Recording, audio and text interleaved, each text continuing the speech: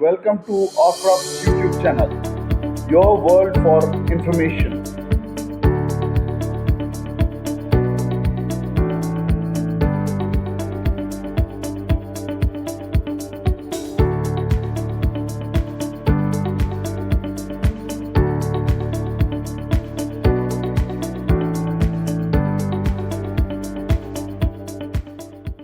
Hey all, how are you? I'm your Ark.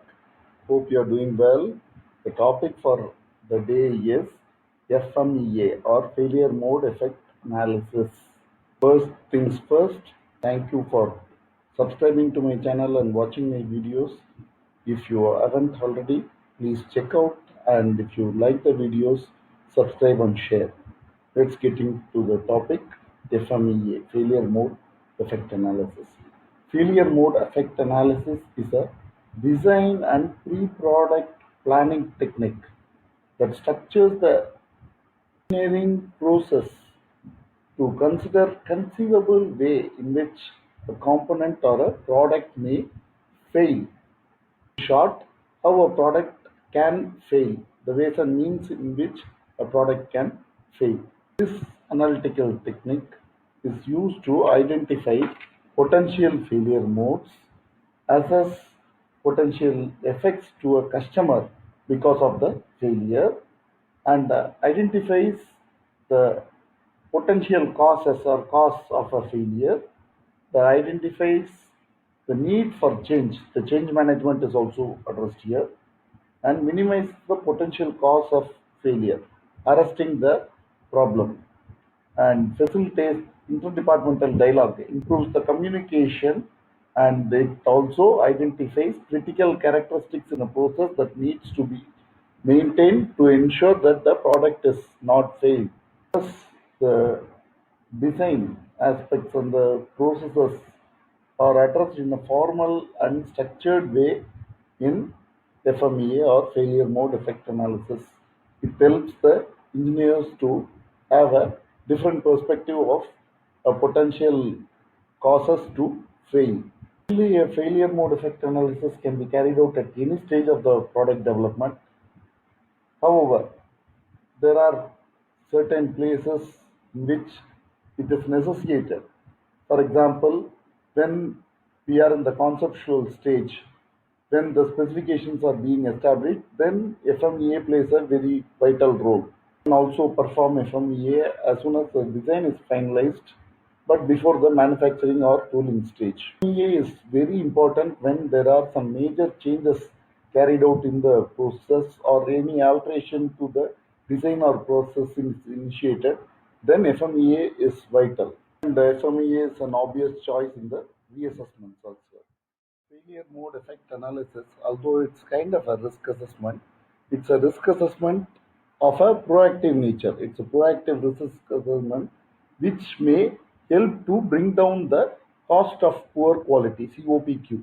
The idea here is to imbibe quality into the product even before the manufacturing happens. Hence, FMEA helps in reduction of scrap, avoids rework activities, the reduction in inspection is reduced, then process control activities are managed in an organized fashion, and failure reduction is the objective, overall objective. And the warranty costs are reduced, manufacturing cost is reduced, customer satisfaction is enhanced, and a multitude of benefits apart from this as well. Two different stage of analysis. People always talk about the design FMEA, failure mode effect analysis, and the process FMEA. These are two different analytical stages and are concerned with different areas, and they are recorded separately, though it's denoted by the common name FMEA. The design and process FMEA are different. Design FMEA, each feature of the design is analyzed for potential failure, and it is done much prior to the product planning. Whereas the process FMEA is carried out as soon as the drawings are completed. So after that, they try to identify the potential modes of failure of each process components and assemblies involved. FMEA is rather an old concept. It was developed some more than 70 years now. The aerospace industry was the first to adopt the FMEA technique in 1960s, and then now a lot of industries, other industries have adopted. Now it is most commonly followed in the automotive sector. Many manufacturers of automotive vehicles needs their suppliers to carry out an FMEA to ensure that the product changes are adopted in the right way, in a structured way. I have seen this adoption of FMEA in various industries, not only these sectors that we are discussing, many other industries, and especially the risk assessment for this aspect impact or HIRA or food safety, all these are FMEA only.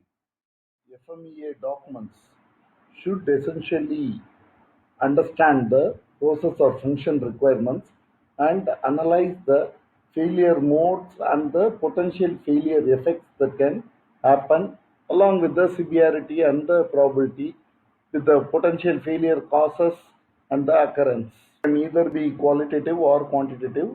When we say qualitative, it is severe, high, moderate, low, like that. And if it is quantitative, it can be quantified in terms of numbers, and rankings can be given on that basis. Failure modes are directly proportional to the current process controls in place. Process control should be the starting point for any FMEA. Potential failure mode is analyzed in the current control, then there could be some engineering control. Let's say a Poka-yoke is initiated and the mistake is proved permanently, even with the human intervention. What can fail? Anything that can fail can fail. The Murphy's first law, that can go wrong will go wrong. So our FMEA should be as comprehensive as possible, and the analytical should be, and the brainstorming should be comprehensive.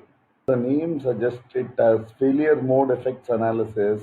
It is more of a success mode effect analysis, which means once you identify the failures that can happen, potential failures that can happen in the future, then you are marching towards success.